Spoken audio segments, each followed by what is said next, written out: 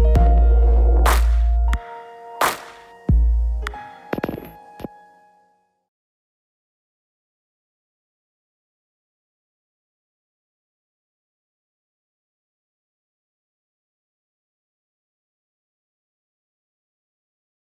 welcome everyone. It is an honor to have you at the second of the series of online events on co-creation organized by the Faculty of Management of the University of Warsaw. My name is Oskar Lubiński. I am a researcher in the EIT Food Risk Consumer Engagement Labs project. And for the past 2 years, I have been coordinating the packaging co-creation workshops for the past 2 years. And this brings us to the topic of today's event, co-creation, packaging for takeaway meals. In today's webinar, we will be focusing on the challenge of involving the consumers in the process of designing the packaging for takeaway meals. We will be talking both to industry experts as well as academics in order to present to you consumer insights, ideas for sustainable food packaging, while also discussing the problems related to engaging the consumers in the process, the problems and challenges. So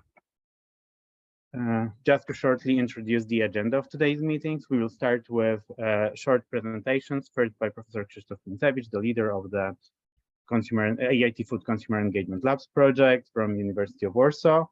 And then we'll have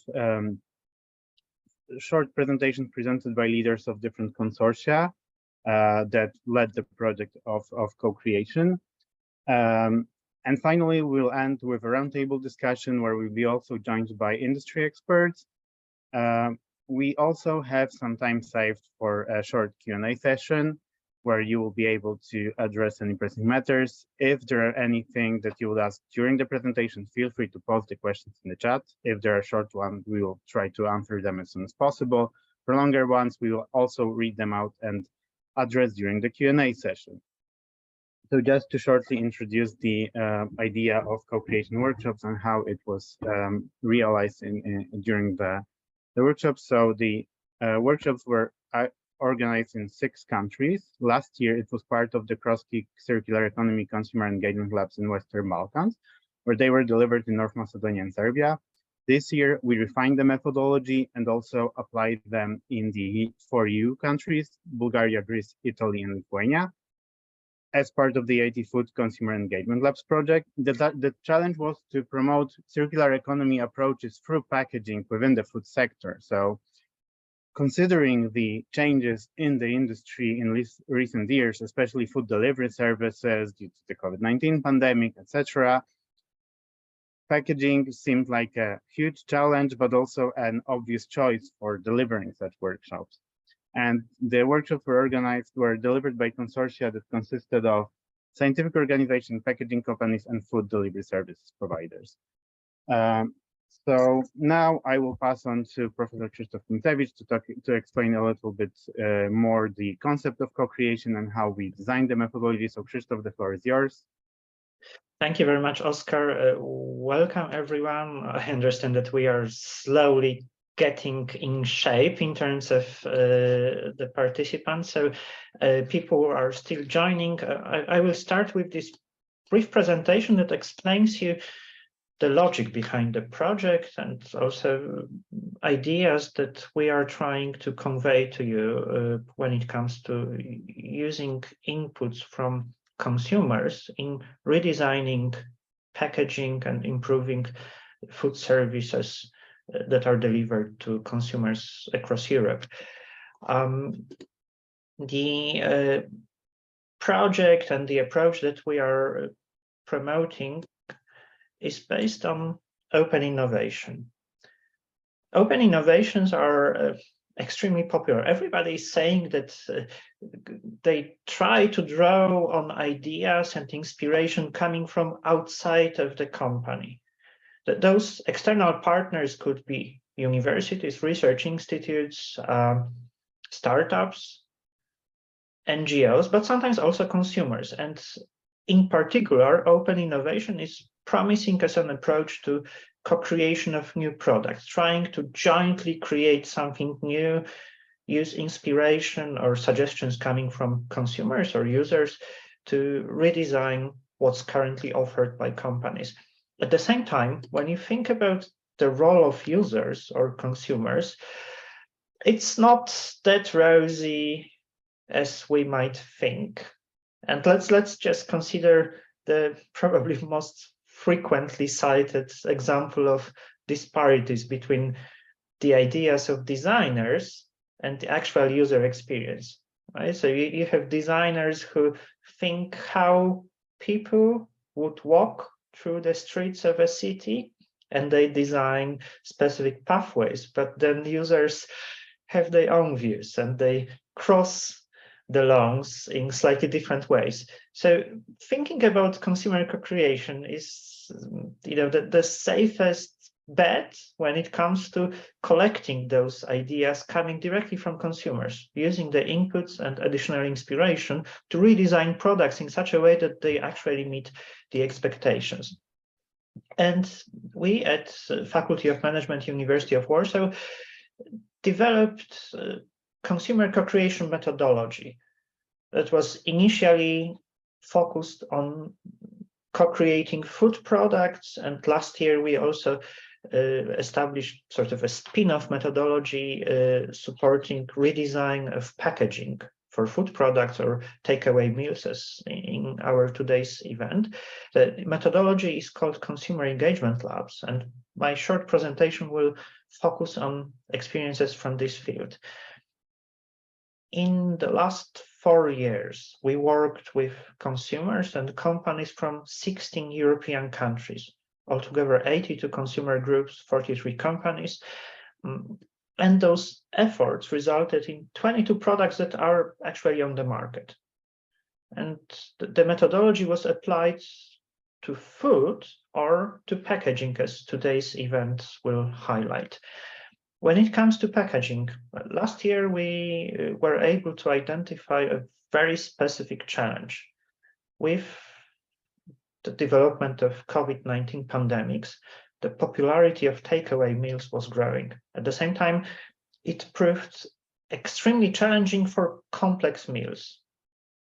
I mean, it's not difficult to order and deliver one type of dish, for example, pizza, but things get far messier when you have complex traditional meals with many side dishes, with liquid and solid ingredients that should be kept at different temperatures. And moreover, when you think about the outcomes, there was a lot of packaging waste afterwards. So again, we thought that the challenge is real. And by the way, it was also confirmed by empirical experiences. So when you think about the amount of excessive packaging that is delivered to consumers, you order simple meal, and in order to keep the temperatures, prevent the spillage or mixing of contents, it has to be wrapped in a number of different containers and packaging layers. And to the horror of restaurants, sometimes what consumers get is looking not really aesthetic, and it might impair or negatively affect the image of the restaurants itself. Plus, of course, we also have to consider the delivery pathways, because sometimes people who are in charge of delivery spend a lot of time doing things that might not be expected by the restaurants or consumers. So again, we were thinking that there is a way of designing ideal packaging for complex takeaway meals that would cope with all of those challenges.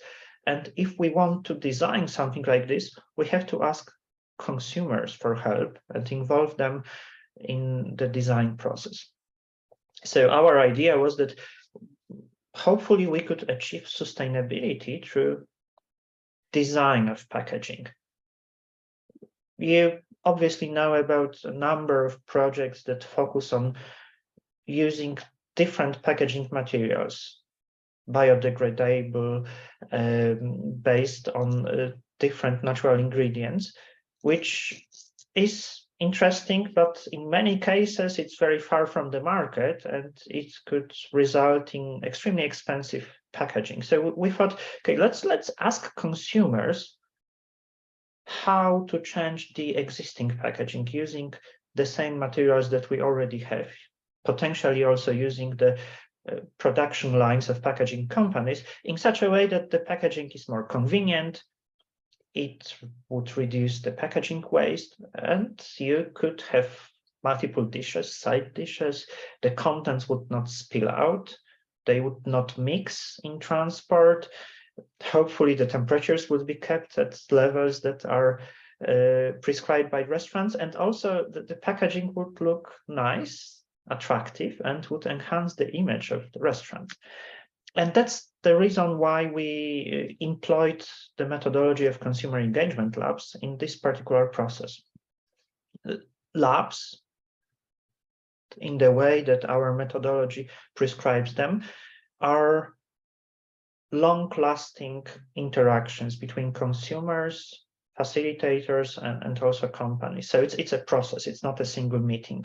It's something that will engage consumers through homeworks, assignments, team discussions, creative exercises. So it's not just one creative session, but it's a series of interactions that result in creative outputs, but also it results in strong empowerment. Consumers feel like drivers of this whole process and co-creators responsible for successes of the restaurants and the packaging companies. We tested the methodology in different delivery modalities, face-to-face or online. For packaging workshops, all of them were online because we were actually holding those processes in the worst periods of COVID in respective countries. The way how we organize consumer engagement labs is that several panels of consumers work in parallel on solving the same challenges. Consumers are non-experts, so they don't have specialist knowledge about packaging, food sector, materials technologies. And also, we try to ensure diversity. So, for example, for packaging workshops, we were trying to have both people from the group of, let's call it, heavy users of packaging, and people who use takeaway meals at very irregular intervals, and also different age groups, which proved particularly useful because we discovered, as you will hear, that there might be slightly different expectations and ideas coming from, for example, busy young professionals who hardly have time to prepare or consume meals, or from older adults that might have far more time on their hands, but also wisdom and knowledge, experiences from the past that might be extremely inspiring for product development.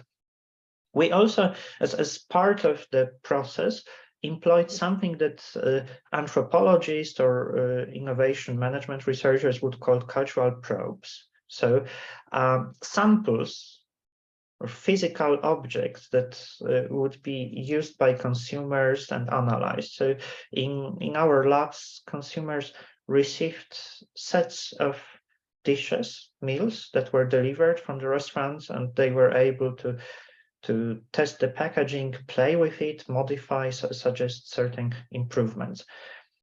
As part of the process, we had a number of individual and team assignments. They were done online and also through discussions. In different countries, there were slightly different specific online tools that were used, and you will hear about this from facilitators of those processes. But interesting thing was that this was an excellent way of collecting a lot of small ideas, inspirations, before the teams moved towards creative techniques, and they worked together to consider potential changes and idealistic designs of the packaging. So the panels of consumers were discussing ideas for packaging, selecting, refining them. At certain stage of the process, we also had involvement of designers coming from the packaging companies and representatives of restaurants or food service providers. And we could say that the process culminated in a number of proposals that were not entirely expected by restaurants or packaging companies. So consumers were a particularly useful source of really inspiring ideas. The packaging that consumers were able to design was actually matching their needs. So it was also transparent. It was in many ways supported by consumer trust. But we need to remember that ideas or idealistic products that are co-designed by consumers will still require a lot of inputs coming from companies. So design experts, packaging technology specialists, representatives of restaurants will still need to provide a lot of effort to make sure that the final packaging is feasible and also commercially attractive. Our consumer engagement labs approach is already a package methodology. So we have a set of tools, templates, we offer trainings, we have experiences in localizing this, so implementing such creative processes in a number of countries, different languages, cultures. And as you will hear as part of today's session, crucial role in this process is played by local scientific organizations.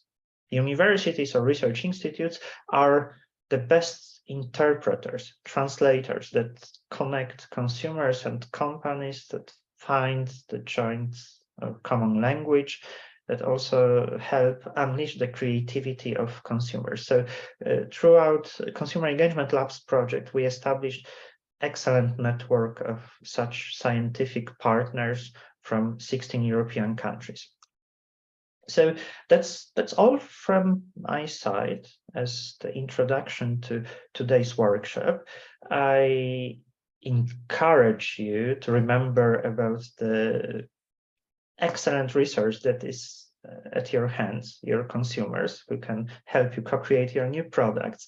And in a moment, we'll go through a series of presentations that will confirm some of the elements that I mentioned to you, and we'll also provide a lot of detail about experiences from different countries. Thank you very much. Let's stay in touch and we'll see each other in a moment during the panel. Okay, thank you very much, Krzysztof. So now, as Krzysztof said, we will follow with the presentations from individual consortia. Please bear in mind that this is just a selection of the consortia that participated in the project. So we have 3 presentations while we had 6 consortia in SAM. And first, I would like to invite Dr. Milica Poit, from who is a principal research fellow in the area of food science and technology at the Institute of Food Technology, University of Novi Sad, Serbia. Also a member of the Scientific Board of the European Industrial Hemp Association, a third board member of the Journal of Discover Food and Food and Feed Research.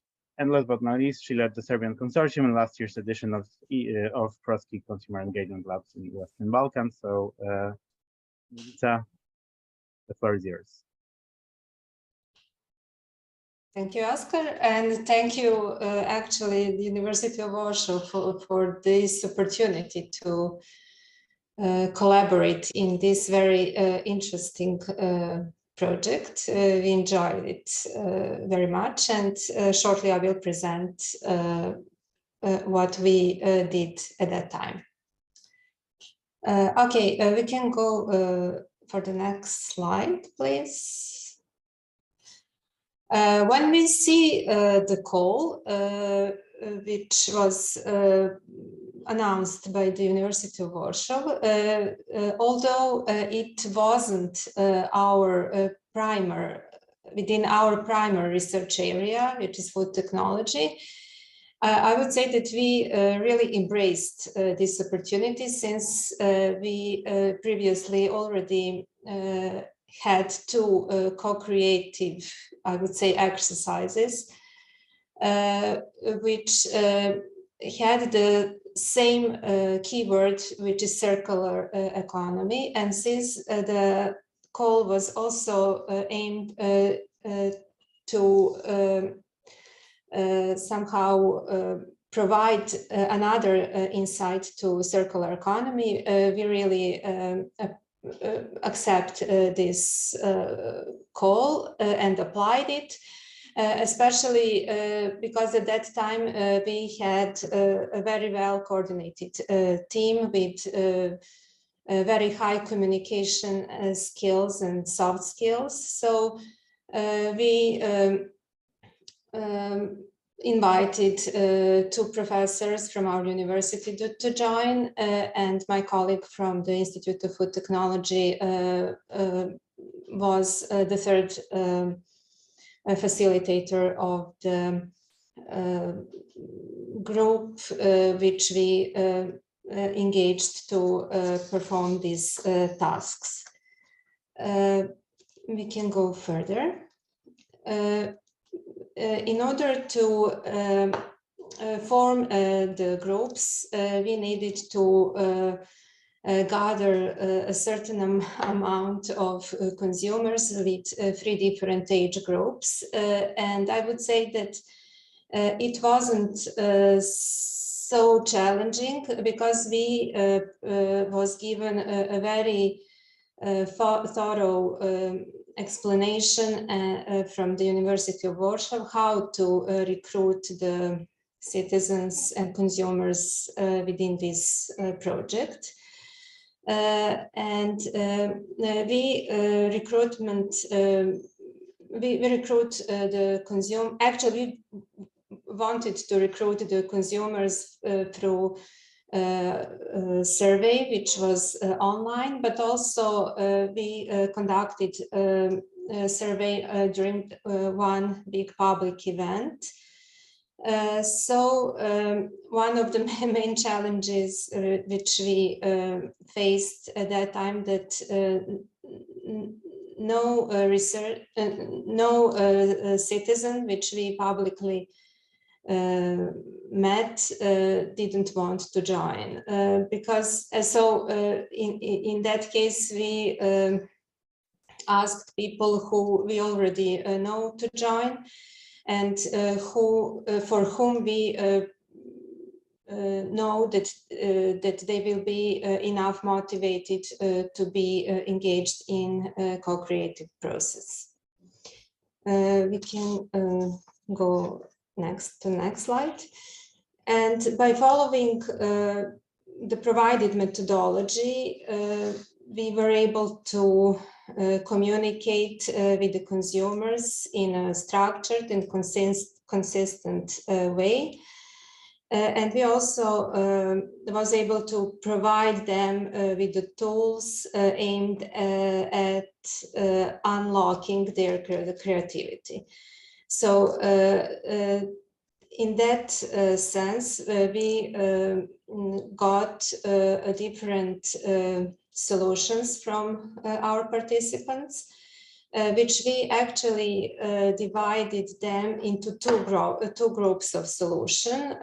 One group of solution is boxes with horizontal compartments, because the complex meal that they received was put in a box which contained only one single compartment, while the other components of the meal was packed separately in separate plastic or styrofoam boxes.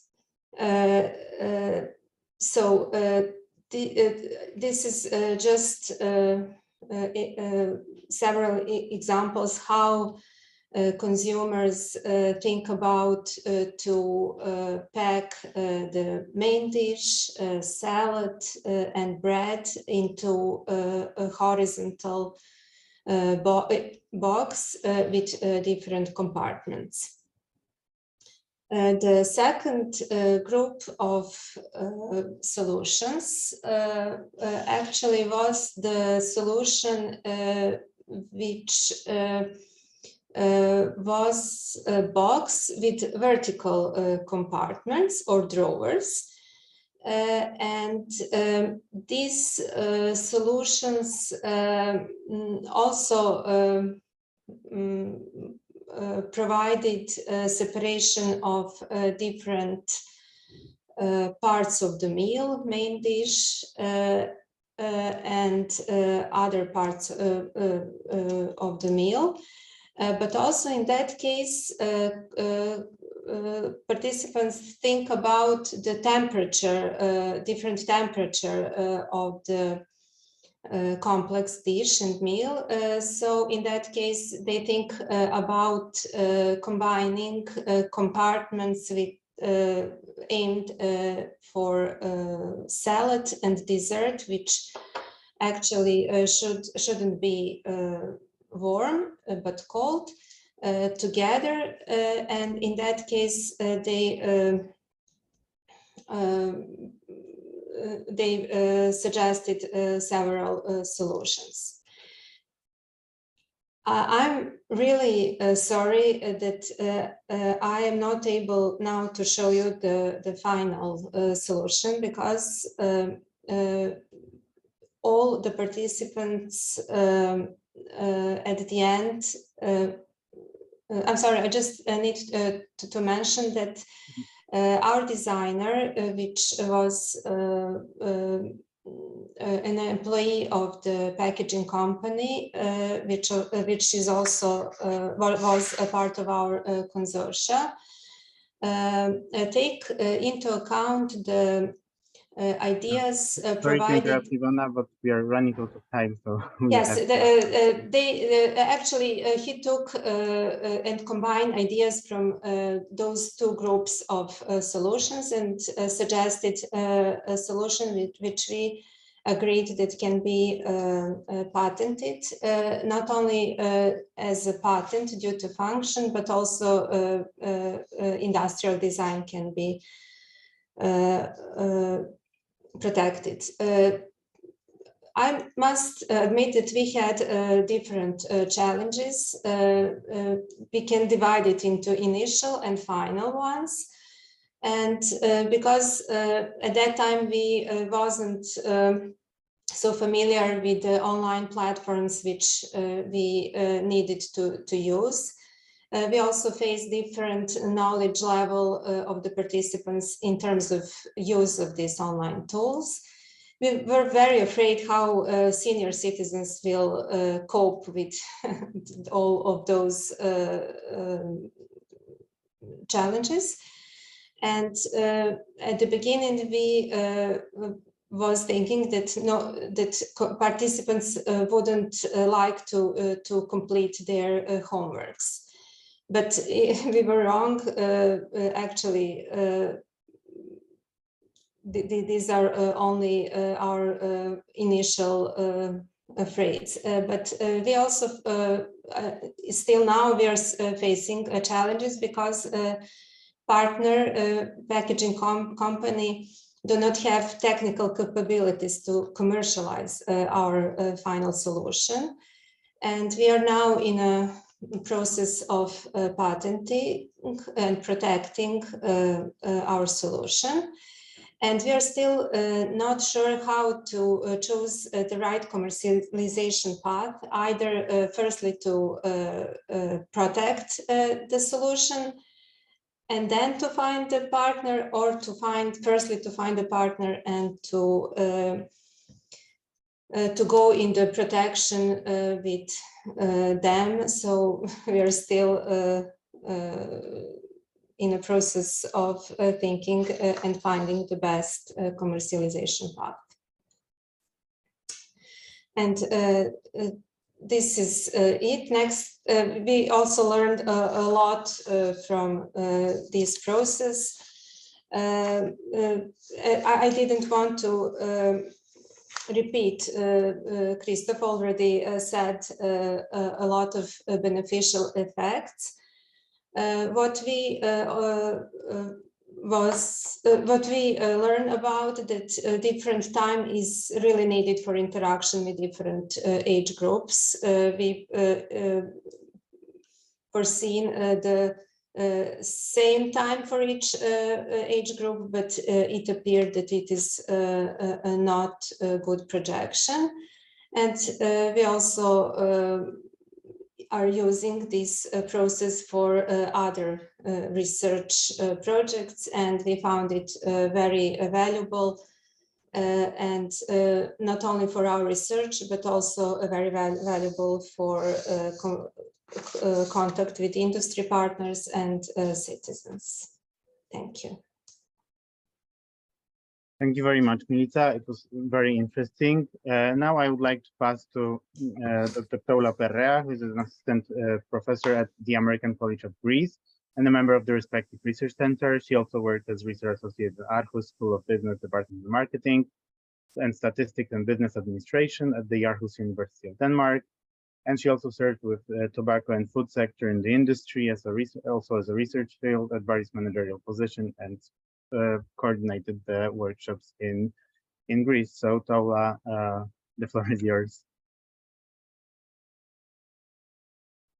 Thank you, Oscar. Hello, all.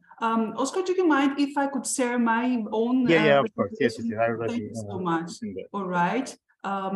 Let me start with this. And now you should be able to see. All right. And I need to minimize this one here. Good. All right. So hello from Athens.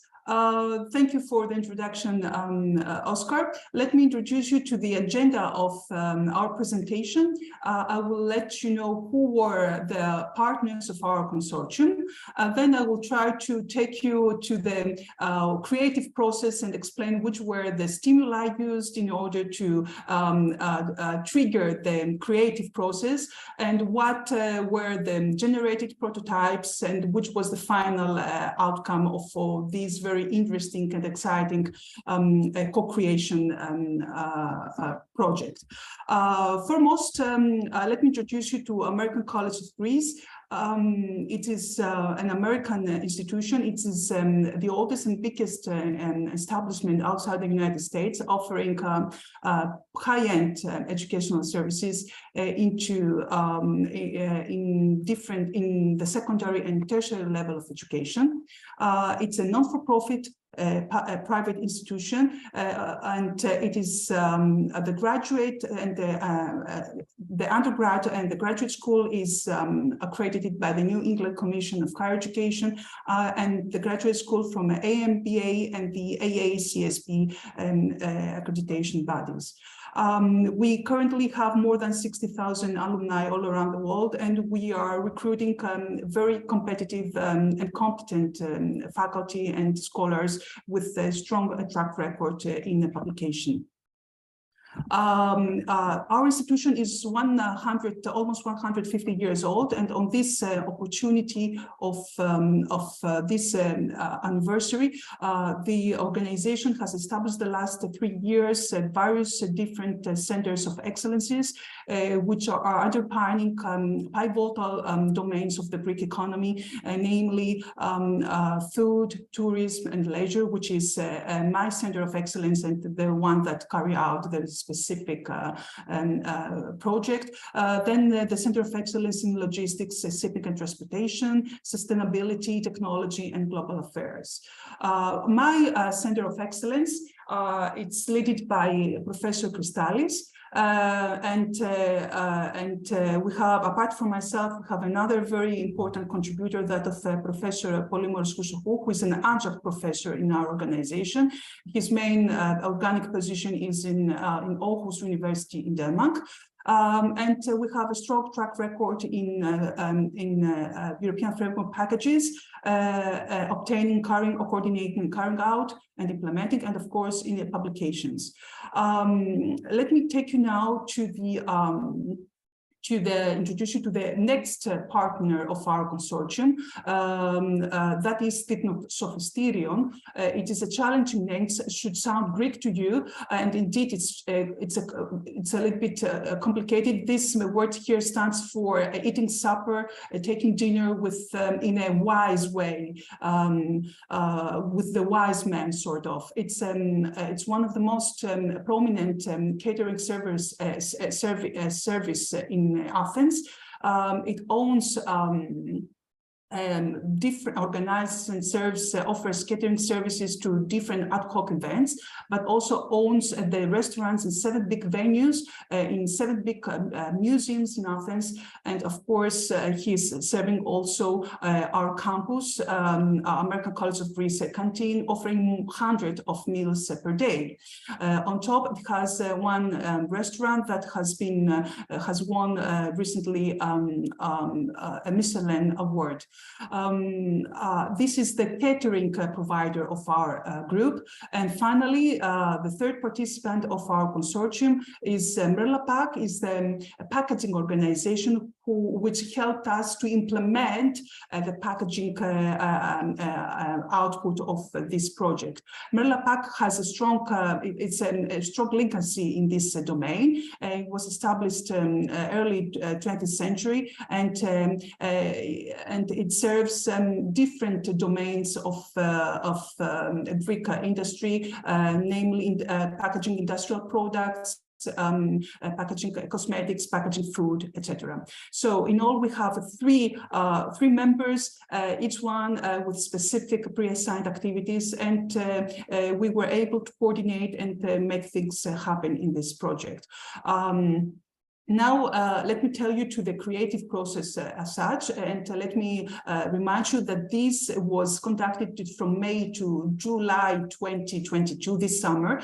However, we didn't meet physically. Everything was coordinated through the Zoom platform, and that was the good thing, because we wanted to leverage, and as instructed by our coordinators, University of Warsaw, to leverage and harness on the good parts of the working from home, working mobile during the lockdown period. Thus, the overall project was one of the first activities that our participants were exposed at was the packaging journey. We demonstrated this nice figure here, and through the help of experienced psychologists and the moderators, we tried to elicit their thoughts on what would be the challenges that various stakeholders are facing throughout the packaging journey. Through this, through the co-creative process and through the focus group discussions, we generated some valuable insight, namely that the factory, the industrial production unit needs to consider many elements, such as the resources that needs to contemplate in order to produce the final package, the material to be used, or what are the needs that the restaurant, the subsequent stakeholder of the chain should have, and try to satisfy these needs. Then the second insight in this chain was that of the challenges that the restaurant is facing with when it concerns packaging. Foremost, the consumers, the participants said that the restaurant needs to pay attention at the packaging as such, because this is the main, it carries, accommodates their products. So they should pay attention to the packaging, to the container, because it is one of the most important promotional vehicles, if you like. And it makes the restaurant to stand out from the competition. Thus, marketing concerns that the restaurant should consider when ordering a specific package. Also, what type of cuisine does the restaurant serve? Is it just convenience food, or multiple courses that have liquid sauces, different flavors? And all these elements should be addressed accommodated in a single container. Then the participants were induced to come up with challenges pertinent to the delivery process, such as how the delivery woman can deliver the products intact at the final destination, whether the products, the meal will be delivered at the proper temperature, whether there will be, whether the meals will be mixed or not. The packaging journey continued with the challenges pertinent to the consumer when opens the package. Is it an easy opening package, or it is a package that may cause frustration, for instance, or is it the food delivered at proper temperature, or it's just it's moisture, it's wiped, it's soft, and many other elements that the consumers, participants generated. And finally, the consumer generating the journey, the packaging journey, excuse me, was concluded by asking our consumers to contemplate eventual challenges pertinent to waste. Do you consume the product, the meal, and you just discard it, or you are keen to wash it and reuse it in prospective cases. Once consumers were exposed to this stimulus, to this illustration, then they were given some packages, extra packages to work with in order to identify the drawbacks, the flaws, or the strong aspects of these packages. In that way, we induce them to think in packaging terms, to have a mindset considering the packaging as such. And finally, the last stimulus provided was the food as such, and was the intelligent part of this process, if you like. The three groups, that is the young students, the middle-aged participants, and the senior participants were asked— sorry to interrupt, but we will also have to wrap up. Sorry? We'll have to wrap up shortly because we're running out of time. All right, okay, good. Just to tell you that there were challenges pertinent to the food as such. The food was not convenience food, was full of sauces and different courses involved. And in that way, we had to ask them to consider how they would design the optimal package. And we did that by using the Padlet. Is a very interesting, it resembles to Instagram. It's a social media platform, and we asked our participants to upload their creative part on Padlet, and then ask their peers, the fellows, to comment on their creation and vote which is the most prominent creation. So as we can see in the first group, they were very creative, and they ended up with a creation that it's a package that has multiple compartments. The second group was creative too, and came up with the packages that are separated boxes accommodated in a unified package. And the last one, that of the senior citizens, they came up with a very nice insight, that of a single package that resembles to what my previous presenter fellow came up, that of a single package that accommodates different meals vertically, and at the end has a single handle. In all, these ideas generated by consumers were then transferred into a kind of it was generated into a prototype with the help of our packaging company, which tried to implement the designs into real packages. So the first prototype is the one we can see here, a single package which is divided with trays in 3 compartments, a slot that can accommodate the sauce and the 3 courses of meal. The third group, that of the senior citizens, came up with the boxes in a box, which end up to a handle, and in that way we minimize the use of bags, and we have one-off effort for transporting multiple meals. And finally, we have the most prominent prototype, that of Group B. This is a mistake here, where we generated a slot where we accommodate the cutlery to be used, and then a combination of trays and boxes into a single package. On the bottom, we have an extra layer of carton so as to come up with a sturdier box. Concluding, we ended up with this type of prototype, which is more streamlined from the prominent one, as we use not so many resources as they initially designed. And this final prototype was generated after consultation with the other two members of our consortium, that of the caterer, provider, and of course the packaging company. And that's all from my behalf. Thank you for your attention and for being patient with my long presentation. Thank you. Thank you very much, Tola. So last but not least, we have Dr. Anna Janeva, Assistant Professor at the Department of Economy, Entrepreneurship and Management at the University of Food Technologies in Plovdiv, and also the leader of the Bulgarian consortium of EIT Food Consumer Engagement Labs. So let me just share,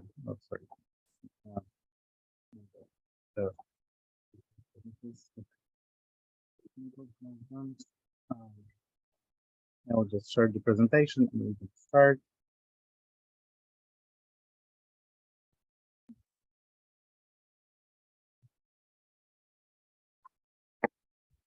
Okay, Anna, please. So, good day to all. I think I will be much briefer. My name is Anna, and I'm from the University of Food Technology in Plovdiv, Bulgaria. We were very excited to work on this cell and to elaborate with the University of Warsaw.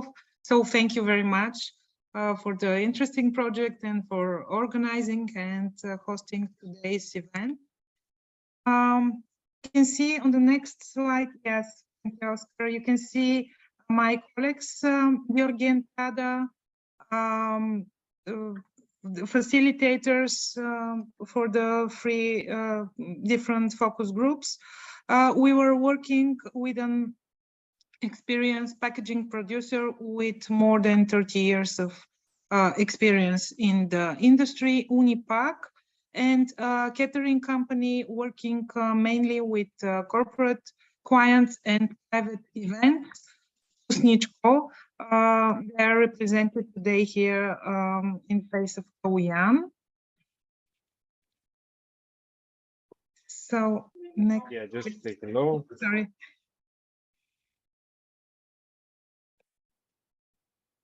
Yeah, thank you. So it's always a challenge when it comes to meet the specific consumers' expectations and the needs of companies. Here are some of the topics that were discussed and highlighted in our sessions. Consumers want the food packaging to complement the contents and to be attractive.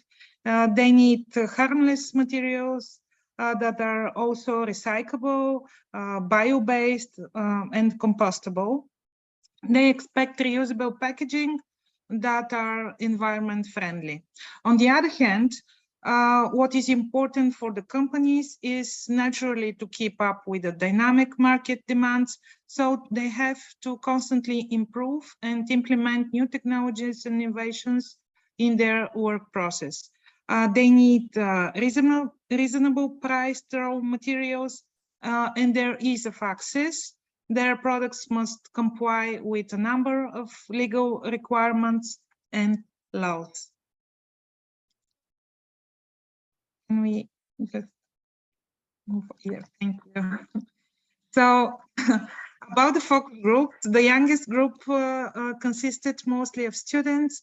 They're ordering food 1 or 2 times per week, usually for parties and gatherings, and so they discussed the possibility of a discount for bigger portion packaging. The surprise for us was that that focus group was the since the early sessions, they were the most conscious about the compostability of the packaging. So the majority of them later came up with detailed researchers and ideas of packaging materials with biodegradable nature. The second focus group was represented by working family people who order a lot for various occasions, lunch at the office or dinner at home. So they have different expectations from the packaging and from the whole ordering experience. What they all confirmed is that they are annoyed when they have to often to pay additional tax for the packaging, even when they do not occupy a table in a restaurant and are not served by a waiter. Moreover, they completely agree that there should be some discount for taking directly. And consumers from the group 65 plus, I'm not sure if I'm allowed to say, but that was our favorite one, with a long life valuable experience in reusable packaging. They enjoy the most the online social interactions and the whole creative process. They are price sensitive consumers, and what we discover is that they are willing to bring their own reusable packaging when buy food for home. And it is admirable that 65 plus were very determined to think of the innovative packaging that is the right one for the planet and for the well-being of younger generation.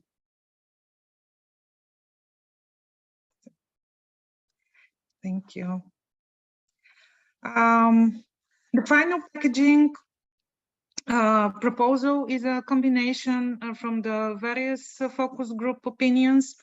Consumers would want food packaging from organic raw materials such as corn or cane or hemp, and they prefer natural looking colors. It is decided, the final inspiration you can see on the slide here, it was decided as carton board with different kind of shapes depending on the size, volume, and state of the certain dish. It is very easy to storage for the HoReCa companies and can be used multiple times from the consumers. And on the last slide, you can see the final prototype. Yes. Well, it's an innovative solution to a number of problems and a two-part solution to some of the challenges. Separates food, does not mix flavors, aromas, and temperature. And the final change that was made is that it's going to have a mechanical closure of some kind with foil. So maybe here, if Kauyan wants, and we have some more minutes, he can take over and explain the details, or maybe later, I don't know. That was from me. Thank you very much. Thank you very much, Anna. I think we can move it to the panel discussion. Thank you very much also for being so much on time.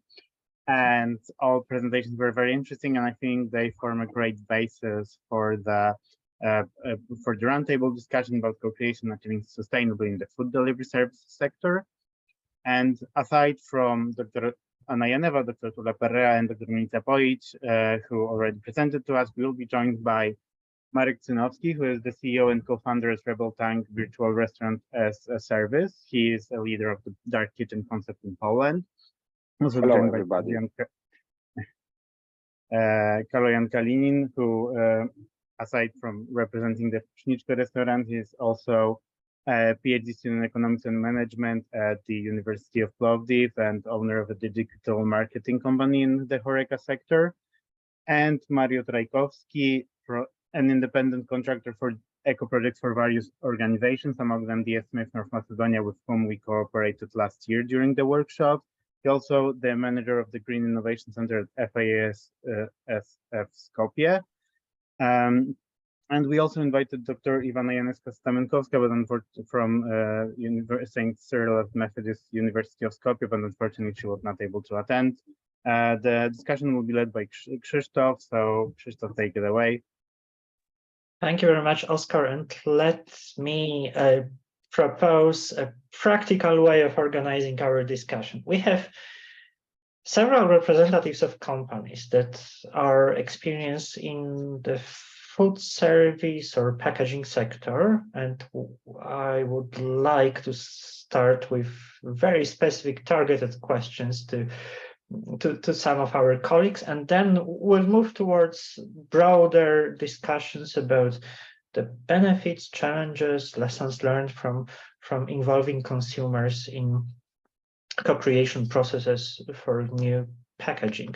So without further delays, Marek Synowski, as the CEO of Rebel Tank, a very experienced organization supporting food service sector. Marek, you are probably the best person to enlighten us on the recent changes in food service companies and how those changes impact packaging. Of course, we are particularly interested in takeaway meals, but I guess dark or cloud kitchens and transformations induced by COVID are particularly interesting here. So, hello everybody, once again. I was a little bit late, but it was really great to see all this presentation. And, you know, this is also very cool to see that someone is already working on all of these issues and problems we have on a daily basis with the packaging. And answering a little bit your question, the only thing what we do is it's delivery. So it's even a little bit more difficult for me to talk about food service industry in general. Of course, we know them very well, but our main core business is based on food delivery. At the same time, maybe I also would like to explain a little bit what we do, because we are virtual restaurant operator, and in many cases it's directly connected to cloud kitchen, dark kitchen, ghost kitchen. I think this is like the three most popular names for the same thing. Probably in every of your country you have also something particular. In Poland we ghost kuchnię widmo, so it's basically direct translation to the ghost kitchen. But it's a area that we don't touch, to be honest, as Rebel Tank, because we are a little bit socialistic and we really believe to accelerate the market, to drive the market. So we didn't want to build, you know, another competitor for all of these players in the market. So we didn't decide to build our own kitchen that hosts several restaurants, brands, or menus under one roof. What we are focused is creating the menu, creating the brand, connect all the dots around. We are very strong in the matter of technology because we have our own application that integrates all of the sales channel like Uber, Glovo, Bolt, Volt, all the last mile delivery companies. So long story short, we inject our virtual restaurant into existing kitchen. So basically we can say a part of this kitchen is dark kitchen for us, but the main idea behind this that we use the resources the kitchen already has, like equipment, staff, you know, all this cost basically doesn't change, and through our virtual brand they generate new revenue stream that it's higher profitable than the regular business. Is it like clear for everybody, or should I explain? I don't know if you have space. I think, Marek, it's clear, and I would suggest maybe let's also try to think about the specific impacts of the delivery market changes on the packaging, because that's the core of the question. Yeah, this is the point. So sorry to talk so much about the company, but I want to be sure that you understand what is the context and why I have this or other ideas about the market. So basically, from that what we see, very important thing, especially for Eastern Europe, is that delivery business is still very unmature, especially in the context of online orders. In Poland, online orders for food delivery is only 8% of the population doing that, and it's only 30% of all of the orders happens in the context of delivery. So the market is also very, very unmature, more and less Bulgaria, Romania, Czech, Slovakia, all of the same level. So it's huge potential to grow. And of course, the packing. This is like huge topic because especially in Eastern Europe, we know that very, very important part of every packing is the price. It's has much higher importance for the food service industry than in the Western countries. The same about the understanding for the consumers, that they take care about, you know, if it's eco-friendly, etc., all of the things that you mentioned before. One of the biggest issues that restaurant owners have, I don't know if you consider that making all your projects, is where should I stock all of this packaging? Because, you know, normally the restaurant was designed to have place for ingredients, plates, etc., but they didn't have you know, space for packaging, and now it's huge part of the business. So also this part of that should be addressed. And then the way how you talk about the cuisines, the cuisine isn't, to be true, very important regarding that. The more important is the dish. I think the colleague from Greece showed the example. You know, basically every cuisine has soup, so not cuisine should determine the packaging, but the dish. And one of the challenge that the whole industry are fries. So if you can solve the packaging for fries, that will be, you know, not weak, soft, and still warm. I probably gonna give you a kind of food Nobel for that. So maybe this is. I stop now talking because we have like more people. Okay, Marek, thanks very much. So the insights from well, food service consulting, analytics, and support experts is really appreciated. And maybe let's also listen to the voice of the industrial experts who were involved in our project. So let's start with Mario Trajkowski from Macedonia. Mario, you were working as designer support in this project for this. Can you hear me actually? Hello? Yeah. Hello. So right. If basically, I would like to start about talking about the packaging industry in general, because this is like one of the main crusts of the issue when it comes to this particular problem. Because the packaging industry is an industry of scale. Let's say you're making a packaging. To make a packaging, it's not about just, you know, you plug in a machine, packaging gets made. The more complicated and more complex a packaging is, the more it's physically demanding, like on the factory and on the resources involved in making that packaging. Because, for example, for every bend, every cut, you need to have you need to have one more area of the production line. And this isn't an easy task, because it's very demanding. Because first someone has to design the entire process. You have like the base design, then you have the industrial design of the line that's going to make that packaging, and then you have the support personnel who actually has to get to order the machines. Then you have to connect the machines. Then there could be like an issue in between the processes. Like every step, every bend is a distinct process. And this is like one of the problems when it comes to the packaging industry, because it's not profitable to even think about making a packaging unless you have a ready market for that packaging. Because let's say if a packaging costs 30 cents, here you have the price of electricity, you have the cost of labor, you have the cost of the machines, you have the loss that if I'm making this packaging, I'm not making something else. Can I be making something else that's easier to make, that's more profitable? And that is why, like, the packaging industry most companies won't take an order. Well, it also depends on the scale of the factory, but most companies won't take an order unless it's like a minimum of 300, 400,000 packages. And like specifically for this project, there is also one of the most difficult things when you need to go for sustainability. There's multiple factors. It's not just, you know, can we just make it biodegradable or this or that?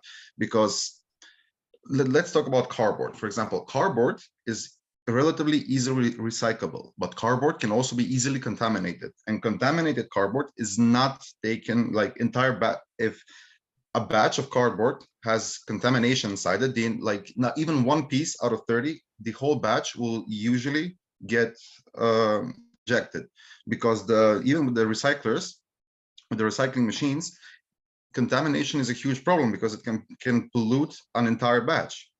And when it comes to food, let's take like burgers, things like that, for example. The grease contaminates the cardboard, and that, if there is a certain degree that is acceptable, but anything above that is unacceptable, so that entire batch won't be recycled. It's not a straightforward process. And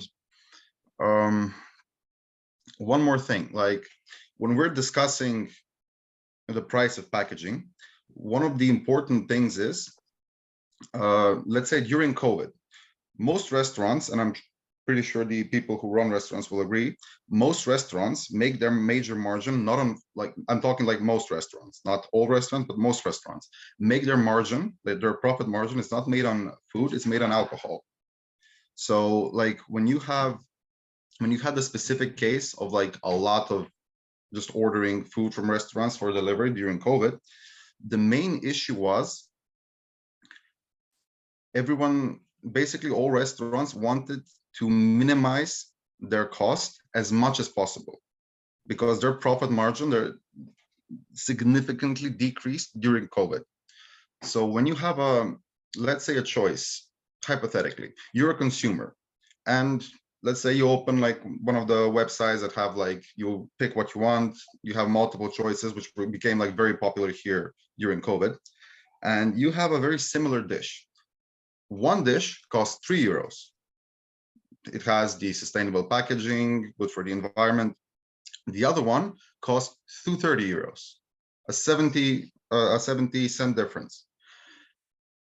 Realistically, a lot of consumers, if it's the same dish, will go for the lower price.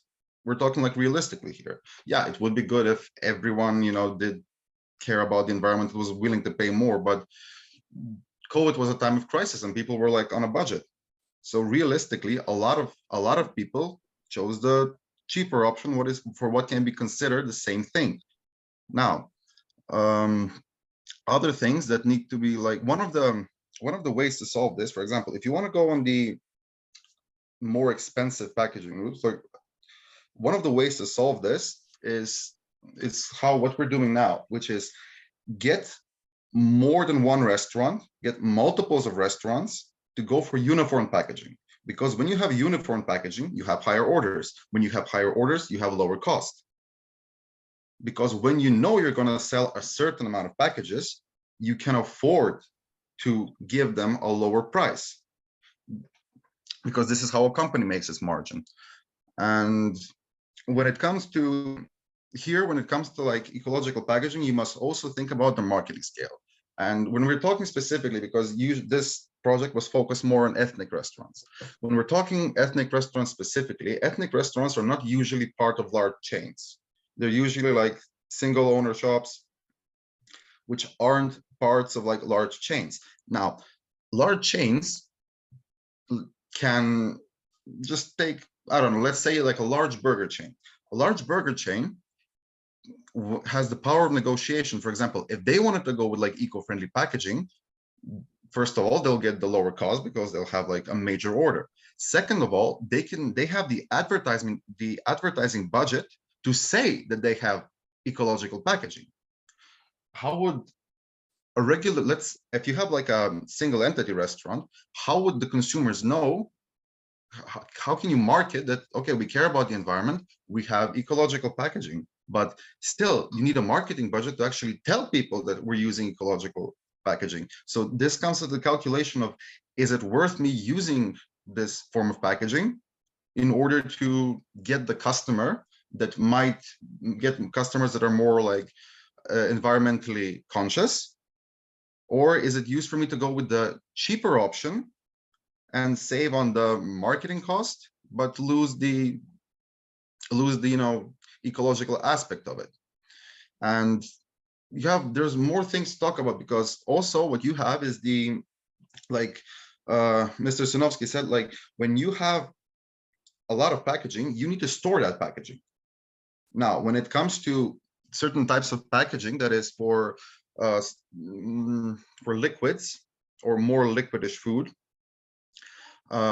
usually what you do is you have a process called cold pressing, which is you press the cardboard so you get like a deeper, the non-connected packaging. But this takes space, and here you have the different equation. Is it, because this the packaging needs to be transported from the factory to the restaurant, and usually if it's a large quantity, it's done by trucks. Usually it's diesel trucks, things like that. So you have to do another calculation, like, is the CO2 emission that I'm saving from the packaging, but am I wasting it by transporting it?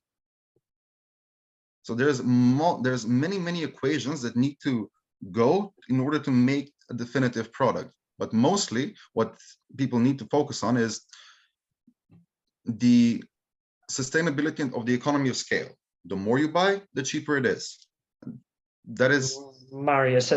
Thank you very much for those insights, because they are exactly type of information that I guess all of our participants are looking forward to. So now we understand that while designing more sustainable packaging, people should focus on large volume products, ideally using products that could be employed by a number of restaurants or restaurant chains, maybe also fast food chains.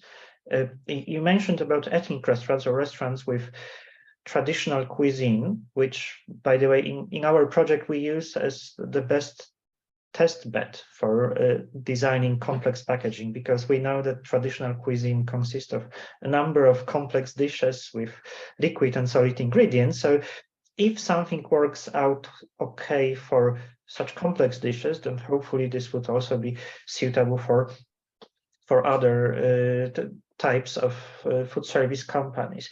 So thank you very much. And I think this is also the right moment to ask Kaloyan, representative of Kuchniczka, or food service organization from Bulgaria, Kaloyan Kalinin, who was involved in our project. And maybe you could also comment on the sustainability aspect in food delivery, and particularly the consumer inputs in this respect. Thank you. Do you hear me well, everyone? Yes. Okay. I'm very happy to be part of this webinar. I've heard very valid things, and the thing that brought a smile to my face is that everyone in different countries, the projects were similar, the solutions were similar, which means that the best thing that happened, co-creating with the consumers, done its role. We tried, since I have a background in marketing, my thesis is consumer behavior, and I work mainly with the HoReCa sector, restaurants and bars, and handle most of their points of contact with the consumers. So a part of this project, I have very good feedback from all of my clients regarding food deliveries, best practices. And if we start from the main point, the contact of the person ordering the food with the food itself, and start from there, it will be very logical for every other step, since the experience of receiving food and doing one of the basic human needs, eating, is at the core of all of the process and the method of the projects that we did.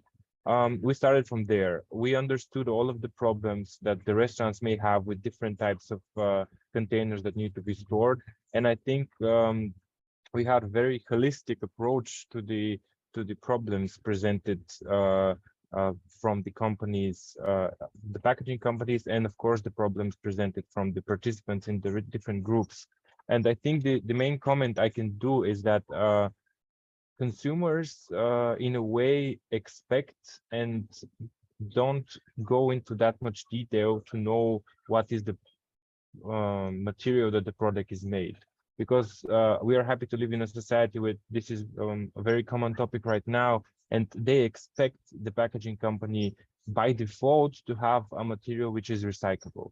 So we don't even need to address that problem because the stakeholder is somewhere else. No, it's not the consumer right now. It's not his responsibility to act upon wanting and needing recyclable packaging. He expects it by default.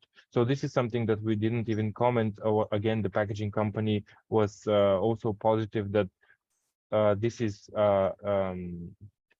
already in production. So we just started working towards the problem of receiving food in a good temperature, in a good state, with all of the flavors the way that they should be. And that's why one of the decisions that we talked about mostly was how the delivery process, how the food is being stored and how it goes to the client, because this is more the problem, more or less the problem everywhere, because restaurants have their own operating systems, they have their own menus, which are very various, again, liquid sources, everything that we commented, it's specific. But the thing that they don't have control over is how the food goes to the client. Most of the times they don't have control how many holes there are in the road. Is it going to be by bike? Is it going to be by a car? And this was the main issue that we commented with the focus groups, and thus in part of the restaurant. So the decision was to use mainly containers that are already in productions, that are already in use, but the way we combine these containers in the whole box that you saw in the presentation of Ani from the University of Food Technologies was the main thing, because we don't want the restaurants to have more expenses for packaging. We want them to have a better way of combining them with someone that already saw the problems, the crisis points of getting that food to the consumer. And in Vkusničko, which is kind of translated to tasty, but in like a demeaning way, like tasteful. This is something that Vkusničko means. So we mainly had problems delivering lunch, and the lunch portions are the most diverse takeaway meals we have in our catering company, because during the lunch, first of all, you have a few components of food. Second of all, you have more or less of all of the time you have 5 or 6 people from a company eating takeaway food. So you don't have to think about a single delivery, but you have to think about 5 portions consisting of 3 different foods. And this way we connected with also the people that were part of the focus groups, because even they received a lunch menu, because the time coordinated was during lunchtime. So in this way, we thought about the most common delivery and came up with this solution that is not hard on the restaurants for them to order more packaging. It's not hard on the packaging company to think about something new. And as we say in Bulgaria, to find out the hot water again, because most of the packaging they have for bigger orders are applicable with just a module system of how you will combine them in a box that will prevent spillage, that will prevent temperature exchange, and all of that. Kaloyan, so thanks very much for the inspiration, because it really seems that there is a way of combining the expectations of consumers, expectations of restaurants, and capabilities of packaging companies in the way as you just described. So you could use some of the containers that are typical for the industry. They are produced on a massive scale and the costs are kept relatively low, but also enrich this. Enrich this in such a way that it's stackable, that there are some elements that could store the containers in specific places, prevent the movements, prevent the spillage, etc. So this was exactly the idea behind the output of the co-creation process. Yes. So maybe let me move on and also ask for some suggestions, ideas, and comments. People who were behind the co-creation processes in a number of countries. So facilitators, coordinators of the consortia. We've already heard presentations from Anna, Milica, and Toula. So maybe I could now ask one by one our coordinators from Bulgaria, Serbia, and Greece to provide some suggestions and highlight benefits, but also challenges of the packaging co-creation with consumers. Maybe Anna could start, since your presentation was the last one, so it's maybe good to reverse the order now. Anna, what are the benefits and challenges of packaging co-creation in your view? Hello again. So I think that from my point of view, the consumers were very happy to be empowered and involved in this process. They were very much engaged and they were determined to do something that can help the companies to present better the food. What was let me think about the challenges. Well, I think that not knowing the process, the producing process, can be both very useful in terms of how to say, not presumptuous, not presumptuous, but not to not knowing sometimes can be very useful.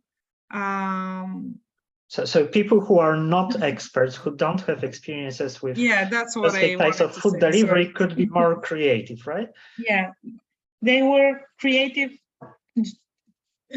just because they didn't know that something can't happen and you can't do this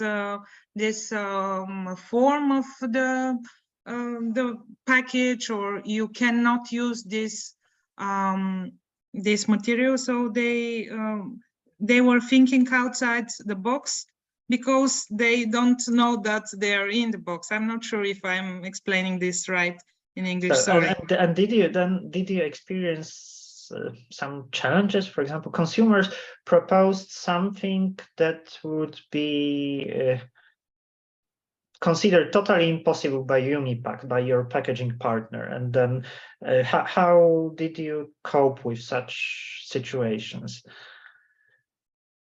Well, I don't think that there were suggestions for they suggested something totally impossible to make, but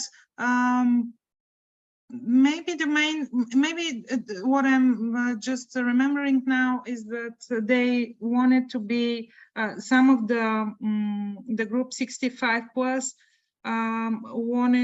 asked if it's possible to be from glass, to be a glass packaging. So they said it's okay, we can go and return it, or just to go to our favorite restaurant and we refill the box once we get it. So it's interesting. So glass packaging would be very heavy, prone to break. So it's sort of creating additional risks in transportation and delivery. So it could be that consumers sometimes don't fully consider all of the side effects of certain decisions. But that's also, I understand, the benefit of having consumers and producers working together, or even more complex, like in consumer engagement labs, there were multiple parties. So restaurant, packaging company, university, and consumer. So they all could provide different angles, different perspectives on the problem, and hopefully contribute towards finding the ideal solution. Okay, so maybe the same question, so question about benefits and challenges, could also go to Toula, who coordinated the process in Athens, Greece. Toula, what do you think you could add, apart from the aspects that you already described on the slides, because this is quite similar to some of the slide contents already. All right. Thank you, Christoph, for giving me the floor. I will answer your question, but I would like afterwards to challenge what Kaloyan said about certain parameters that restaurant owners or restaurant operators are considering. But let me address your question first. There was a very fascinating process, and as personally I'm dealing with research design, I found it very insightful to collect information from consumers. It was 3 groups, 15 consumers in total. We immerse ourselves in their point of views.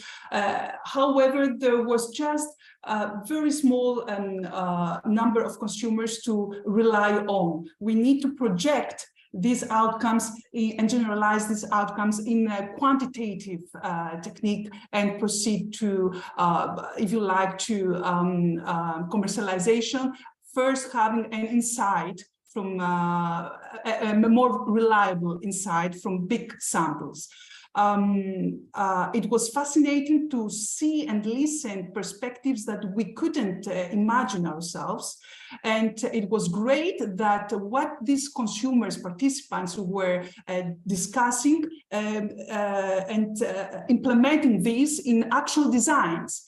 That was very fascinating. And then the partner who was the packaging producer was able to implement these designs in prototypes. That was the fascinating part. Of course, not all these prototypes were feasible to be commercialized because they were not streamlined. They were out of consideration from the perspective of a restaurant owner. But through the discussion of our partners, we try to streamline the most prominent prototype and come up to commercialization in summer 2023. So consumers are eager to come up with their own opinion, but this opinion needs to be streamlined through the perspectives of and the knowledge of the restaurant owners and the packaging producers. This is the good thing and the bad thing. If you allow me, I would like to challenge what Kaloyan said earlier, that consumers do not ask or do not request they take for granted, or that it's by default the packaging to be recyclable, or to it's given for granted that it is based, the package is based on circularity.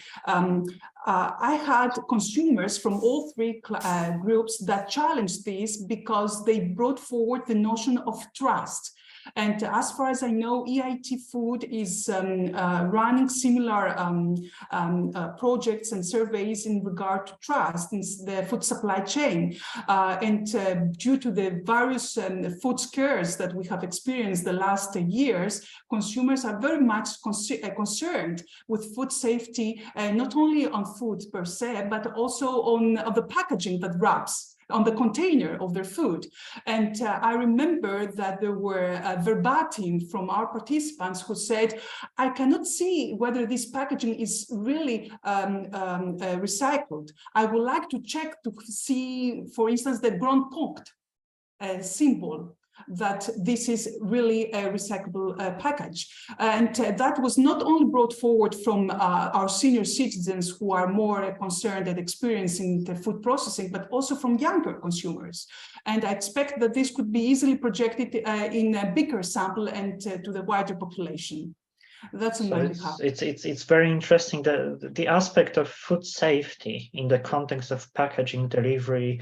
People want And trust, to be and trust. So people want to be sure that the food they get was not damaged on the way, or was not touched or modified by delivery personnel or by whoever else is there. So that's another element of the equation. If I can may add something, this is like very, very important questions. I don't know if you are familiar with food parties. This is something what organize couriers and delivery people from the platforms that, they are all connected on some Facebook groups, WhatsApp groups. And for example, they do something like, hey guys, 12 o'clock, this bridge, we do food party. So basically that moment they don't deliver the food, they just go to one place and just eat it what they should deliver. This is one of the issues that operational managers fighting against in the platforms. But sometimes, and when they took the whole order, it's not a huge issue. It is for person who ordered that and is hungry, but sometimes it's happened a hybrid form that they choose from every of the box they should deliver some piece, okay, we take fries from that, beverage from that. So to fight against that, every of our packaging that we have a sticker that basically is, kind of quality and security assurance that don't allow to open the box. And also we add to that a little bit personalization known from Starbucks, that we always put the date, the time when the food was prepared and what was the cook name who prepared it. So this is how we basically use it, twice this control sticker we put on every parcel. So the trusts resulting from certainty. We are not asking for blockchain-based solutions here. It turns out that a simple sticker and a way of sealing the package so that only end consumer would unseal it. It's also a way of ensuring the consistency. Yeah, and also put the name of the cook. I think this is very important. And this is, when you think about the packaging, okay, where we should put place for that, for example, this is like really simple solution, like really go to the ground with that, because if someone have to sign, like the cook, this is also much easier with every claim, etc. Or if you contact the restaurant, we know, hey, my food was made by Johnny. What's wrong, guys? It's not tasty. Because in kitchen you have normally 3, 4, 5, even more people, so it's very difficult to go back to that. Okay, who made this order? And that way we know who exactly did this order. I guess sometimes also consumers provide positive feedback to restaurants, thanking specific cook for the excellent dish that they received. True. But True let's see how it goes. I see that both Tola and Kaloyan would like to comment, so go ahead. Yes, thank you. I would like to comment on what Mark just said. It is expected a seal or a sticker cannot ensure the safety of the product. However, if we adhere to HACCP practices, which are actually the food safety in the ISO standards through food safety, we can, of course, ensure that indeed this package contain safe food and adheres to all safety practices. This is one comment in regard, or not comment, just to add, to complement Marika's points of view. And if you allow me, I would like to take you back into the questions regarding the challenges of this co-creation engagement labs. Christoph, am I allowed to take you yes, 2 minutes? Yes, of course. Of course, we still have Milica who would also say a few words, but let's quickly. Yes, just very briefly. One of the main challenges of these very, very fascinating consumer engagement labs was the fact that consumers were given certain stimuli, and we were somehow prompting them towards a specific direction. And for this reason, some of the results may be common throughout the countries. This is one of the challenges that we need to bear in mind as a limitation for future reference. always there are certain limitations when we are conducting research, and this is one of the things I would like to bring forward. And with this, thank you again. Thank you. So exactly, the creative process had to be kept within certain boundaries. For example, some of those samples or cultural probes that consumers received were actually matching the experiences of restaurants or the capabilities of packaging companies. Like, for example, if we mostly work with plastics, then we are not going to proceed with ideas of tin cans or cardboard or glass. So that's indeed that's something that could be very limiting. Kaloyan, you also raised your hand and wanted to add something. I just wanted to comment about the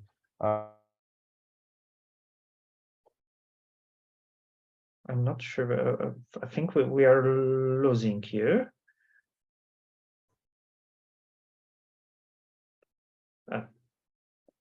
Sorry about this. There seems to be some disruption on the Zoom, but then maybe the sessions. Yes, you hear me good? Yeah. Yes, now it's okay. Okay.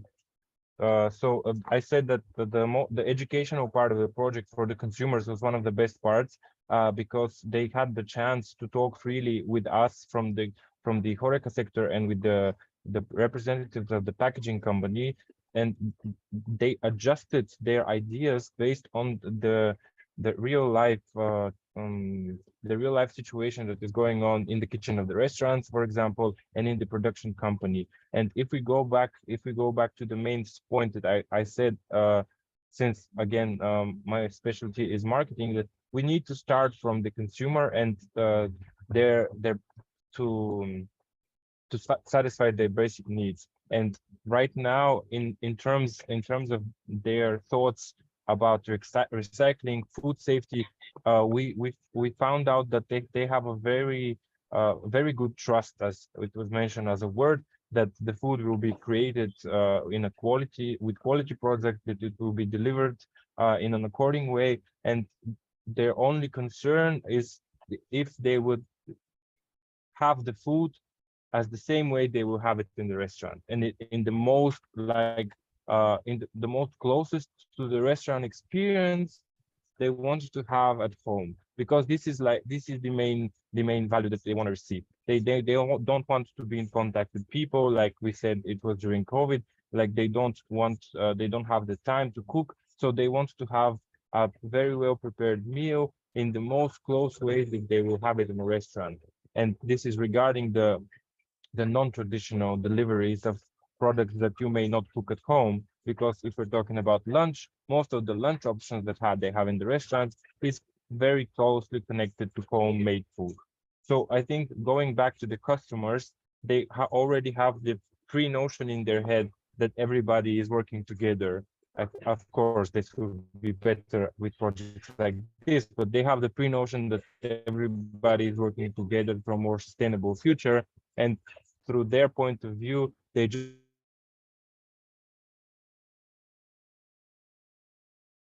And I think in the concluding sentence, in the way that it should look. Kaloyan, so thanks very much for highlighting the importance of consumers. That's actually at the core of the whole lab's methodology. And maybe Milica, last but not least, you could also provide some comments about benefits, but also challenges of packaging co-creation. Yeah, I remember that you had a lot of points on your slides about this, but maybe there are some specific aspects that you would like to highlight here. I would like, when co-creation is mentioned, I would like to think about the tool to move from incremental innovation to radical innovation. But is it really like that? I would agree with Tola, with her remark about the number of people involved in co-creation session? Do we need some validation methodology as well? You developed very, very thorough methodology how to go through the whole process in order to obtain a certain solution. But once when we obtain the solution, is it possible to be accepted by huge number of consumers? And what I also was thinking about is that within this co-creation process, we had a group of senior citizens, but generally they are not a major audience for takeaway meals. They order foods, but since their majority of their time they spend in their homes and have enough time for cooking, from time to time they are ordering pizza or some food which is actually not too hard to deliver. I would say that it would be maybe interesting to organize co-creation sessions with a huge number of millennials, because millennials, in my opinion, are the major audience for food delivery services. It will be interesting to see how they react to actually what are their ideas. And one of the challenges which we also were thinking about is about IP rights. And one of my colleagues explained to me that in this process, we actually, the whole process was about ideation process, and idea is not, idea is, you cannot protect idea, but only the final prototype. But is there any, are those people who helped to obtain the idea, are they eligible to be inventors in process of intellectual property protection? So these are my thinking. I think starting with the last consideration, it's probably part of much broader discussion about intellectual property and the limits of patenting or industrial design protection, because it varies country by country.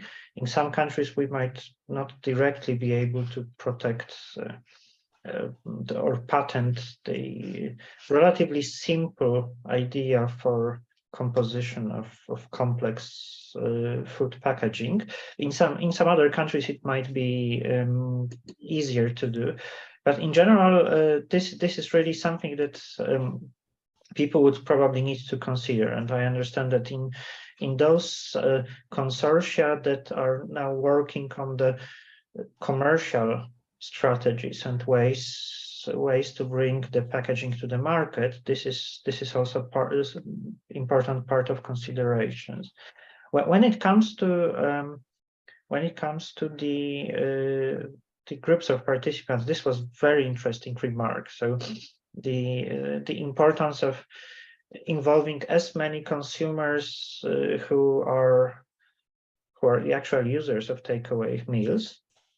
And by the way, when you think about the senior or older citizens, they have some relevant experiences that might not directly be the use of takeaway meals, but sometimes they cook for families, they pack the products, and they could provide excellent inspiration because they know how exactly they package the prepared meals that they send to daughters, sons, grandchildren. So sometimes you don't need to be the actual user of a service to provide inspiration. So I think interesting element of the methodology was that you had several groups of consumers in different ages, including millennials, but also including slightly older groups.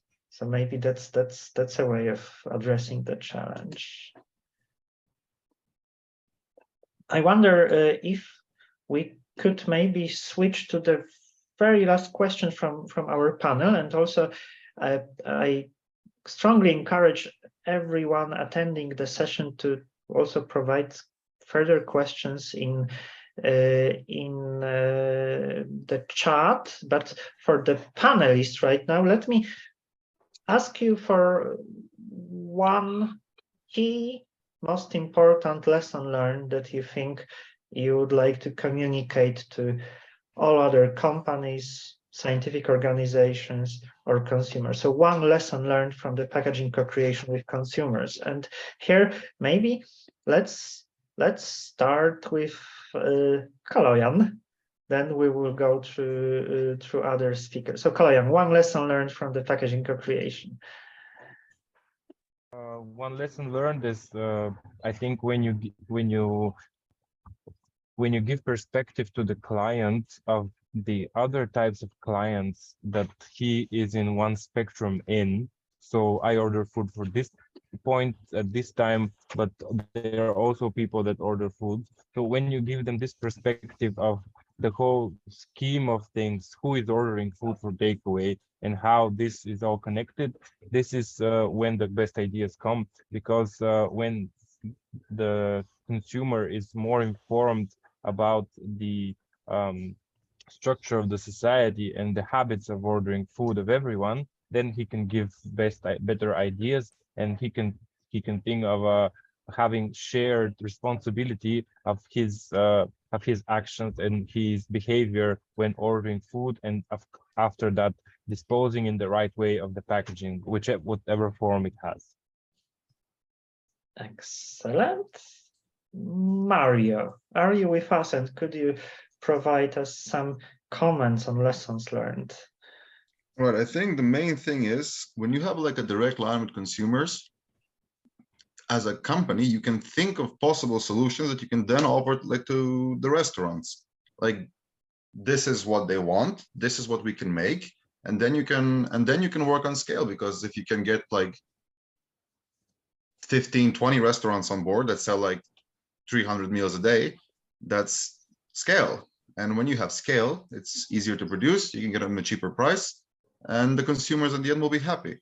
But it's also it's important that when you have solutions, they need to be more uniform, because they need to fit a broader category of people. Because when you do process development, usually you focus on a certain group, like this restaurant mostly does that, its consumers are mostly from this group.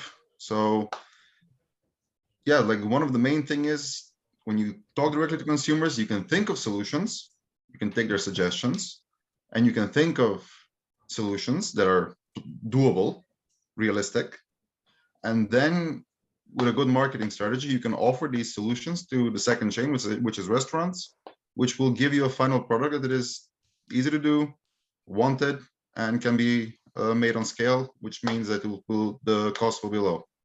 So the importance of scale, a large number of consumers, it's also something that echoes suggestions from Tola and Milica, because indeed the creative process was involving relatively small but very functional groups of consumers, but the final product needs to be verified in the bigger market, right? Mario, one more thing. And one more thing. What is also very important is transport, because if you have, which is mostly about containers that are able to hold liquid, because if you're pressing them, so there's no like, you know how boxes are sometimes assembled and sometimes you get them like fully built. And this is a major thing, because boxes that can be assembled that are simply like vertical and vertical thin, they're much easier to transport than something that has to be pre-assembled. Because if something has to be like it's a matter of volume and transport. Because when you're transporting packaging, you cannot stack too much during transport because it will bend, and people don't want damaged packaging. If something comes in damaged packaging, you automatically, like market research has been done on this, they automatically assume there's something wrong with the product, which is a very, very important issue. And it's also easier for storage, and storage is a big deal with restaurants. Thank you. And then let's quickly go through lessons learned from facilitators now, starting with Milica. What do you think is the key lesson learned, key highlight that you would like to share with all of us? Actually, participants were more aware about the need to be more circular than we so think about them. Yes, and I think that sometimes it appeared that participants are more creative than researchers, because they are not within this boundaries and under pressure to be creative, like sometimes researchers are. So let's use the wisdom of consumers that they know better than we do. Thank you. Tola, what's your lesson learned? I'm aligned with Milica. Indeed, they seem to be very, very sensitive towards sustainability, and they ask for these. Especially the middle-aged and the senior citizens who have families, and they want to ensure that there will be future for the kids, right? Then it was really impressive that consumers, participants, informants were giving us a perspective that we haven't got prior idea. And through the design, through the creative process, they help us to emphasize and see this perspective. To be honest, as the coordinator of this process, I really enjoyed this part of the engagement labs. And thank you for the opportunity to be it's always surprisingly good experience to work with consumers. It's many companies and scientists don't appreciate this, but that's really the benefit of this whole process. Anna, what's your lesson learned? Yes, so I think that it is essential and necessary to attract different consumers and work with them with different methods and tactics. So if I may say, to extract more information from different generations. So in this way, they will be useful as possible for the process, for the packaging design. Different generations are they are creative in different ways. So, but the common thing is that they all want it to be very useful for the projects and for the companies. And the results were surprisingly useful too. Last person from our panelists and presenters, Marek Cynowski. Well, you were not directly involved in the packaging processes of consumer engagement labs, but you as industry expert had a chance to look at what was achieved. And what do you think would be a relevant lesson learned or highlight from our discussions today? To be honest, when I had this chance to hear you see all the solution you're working on, then I start thinking about Henry Ford. You know, if he had asked people what they want, they would have said faster horses. So in this moment, we always believe that we want to change the status quo of the food industry. And in this moment, we also believe that we should be brave enough to implement new solution, to work with researchers like you, with companies, and just implement new solution to the market, educate consumers, to tell them, hey guys, to be true is what you need. You didn't know it before, but now just try it, So give them great food in great packaging and they're gonna learn. So this is my biggest lesson learned. Of course, scale is very important, what was mentioned before. Right now, we have around 70 locations working with us. From my calculation, let's say, we believe that we start shaping the market having around 200 locations. I mean, like in Poland, for example. So I think we need around a year. So then we could be a very good partner for you. If you want to test something, we will be first to do that. Excellent, thank you. Being conscious of time, but also looking at, well, there are no questions yet from the chat. Let me very quickly ask the same question about lessons learned to members of our project team, starting with Oscar, who oversaw the entire packaging co-creation process in a number of countries. Oscar, when you thought about one key lesson learned from this whole process, what would it be? So I think it kind of reverberates with what Tola mentioned during the discussion. So, because I was designing like based on what was there, but I was responsible for also designing the methodology.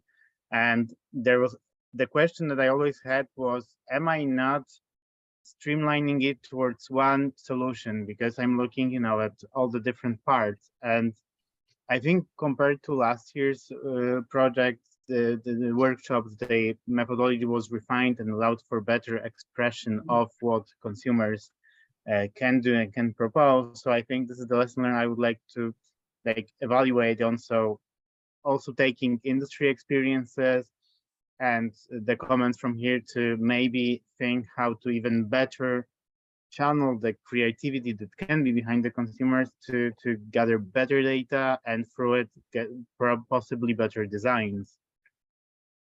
Thank you.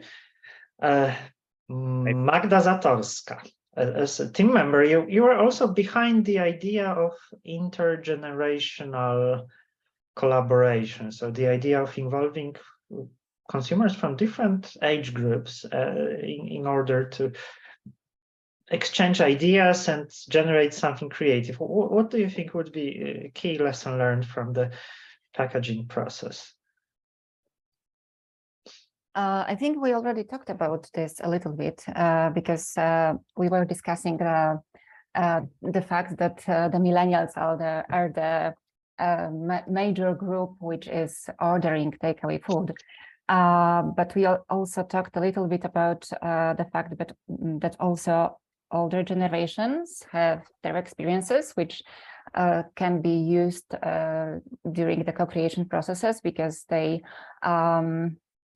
could highlight some aspects of takeaway food packaging, which is not taken into consideration when we focus on takeaway packaging, like when we try to narrow down our thinking to takeaway packaging. So we were talking about, for example, the fact that some older adults prepare food for their families. Yes, so they are experts in knowing how to pack it in a way that it is like it is easy to be delivered. It is like we have the fluids or other kind of textures or other kind of food, and I think in the context of older adults, for example, we may also think about people who are, for example, widows or widowers. Yes, so this kind of experience that makes a person more keen to order food, even if he or she haven't done this before. Yes. Thank you. Thank you. Katarzyna Dębska works with millennials, or focuses on the project part that specifically targets young generation. So again, you could probably provide a lot of insights about the the lessons learned of packaging co-creation. Yes, but I think we work more with Generation Z, the Generation Z than millennials in the current to some extent with millennials also, but older millennials, I would say. As regards the packaging project, I was mostly observing Oscar and his work with consortia, and I think it helped me to develop more empathy toward better understanding of the practices of eating delivery food, of using this service. And I think it's really interesting, and it was a great pleasure to listen to your presentations and your experiences with consumers. So, and last but not least, from our team, we also have Asif Abrori Shaikh, so marketing expert with a lot of experiences in marketing, advertising agencies. So you, in your past experiences, you worked a lot with producers and hopefully also packaging or labeling suppliers. So what's your view on all those packaging co-creation experiences? So I'd definitely like to echo on the views of Mario. I believe that a pragmatic approach is definitely required for, wide scale adoption, and the unit economics has to work. Now, for the unit economics to work, I'd like to introduce a term called industrialization of design. So wherein when you're designing a product, you verify and check with production experts to what extent could this be automized, and to what extent could there be time saving and, reduction of labor interferences, because the more hands that need to exchange on a production line, the cost and time variables are going to increase. Lastly, because there was this talk about IP protection, I believe, there also is equally a requirement for a larger scale adaptation. And for that, perhaps, we have to borrow a leaf from Tesla when they just opened all their patents, for competitors, so that the economies of scale could be achieved rather quickly, because this is only going to succeed if there is an industry-wide adaptation, because the margins are wafer thin. When I was working with some packaging companies, they operate on wafer thin margins, so there's very little space. I have a question for the panelists, at the end. While we spoke a lot about the functional ideas and, around co-creation and packaging, food is also a sensory thing, and visuals also play an important role, in terms of the value we derive out of food. And this could directly impact the price elasticity, right? So I wanted to know, what kind of impact does the visual design has on the consumers, the colors of the packaging, the pictures on the packaging. So from a human psychology perspective, how does it impact? Does it add value to the product? Is it really important for them, or they don't care that much?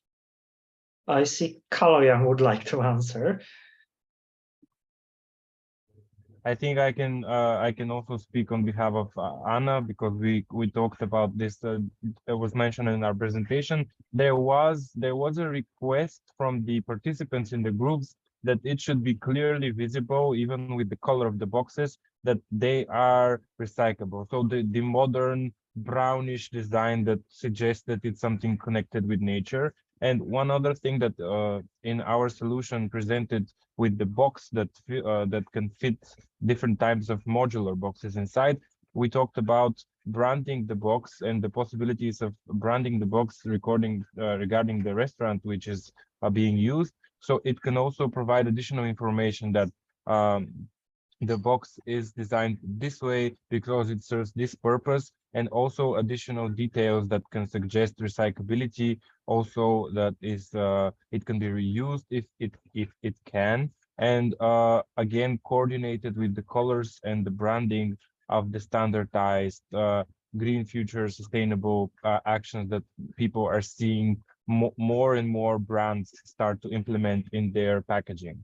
So it was mentioned, and they wanted it because they would they commented that if it screams, let's say, green and future and sustainable, it will have more of an impact for the consumer receiving this packaging to be conscious of recycling and putting it in the required bin afterwards. Thank you very much for the example. I think we are slowly approaching the time when we should finish the session, but if there is anything that anyone wants to ask or add at this stage. If I can just add something. Yes. One of the main reasons for this to be able to work is the infrastructure of municipalities. If an infrastructure does not have municipality, the municipality does not have the infrastructure for recycling, it's all rather pointless. Because even if you design a package that is fully recyclable and everything, if they simply put it along with municipal waste, it's going to end up in a landfill. So this is a very important factor. Like, for example, in Skopje, where the infrastructure for it is relatively present. It's present in some areas, but to be fair, completely absent in other areas. Because this is, again, most matters are matters of logistics. For example, if a city has a certain population, yeah, they will most likely have it, but it's also a matter of education, because I've seen many times people who are not, you know, self-conscious ecologically, even in a recycling container, they will put things that are not recyclable. And this comes back to the question of contamination. If they put, let's say, a can of Coke or something, that's something with liquid, in a container that's in a recycling container that's filled with cardboard, he's going to contaminate all that cardboard. That cardboard is no longer recyclable. So that is like one very important issue that everything is dependent on. Challenge. So thank you very much. I think this is the moment when we should really wrap up the session. I would like to warmly thank all the presenters and panelists. We firmly believe that the experiences of working with consumers, scientists, packaging companies, restaurants in so many European countries was genuinely inspiring. So we saw that solutions generated by consumers were maybe not far apart from one another. So it really seems that sustainability in the context of takeaway meals is faced with several challenges in different countries, and consumers propose solutions that are not very different from one another. But in the end, let's hope that also this type of activities, this type of new packaging design will trigger major changes in the industry and reduce the waste of packaging, improve the food safety, and also increase the convenience and satisfaction of consumers. So thank you very much for today's session. And those of you who participated today might also be interested in joining us tomorrow when we conclude the series of online events. Next time, we will be talking about specific challenges of designing food products together with consumers who are older adults, so the older generation as co-creators. Thank you very much and have a good afternoon. Bye-bye. Thank you, everyone. Bye. Thank you. Thank you, everyone. Bye. Thank you. Bye-bye.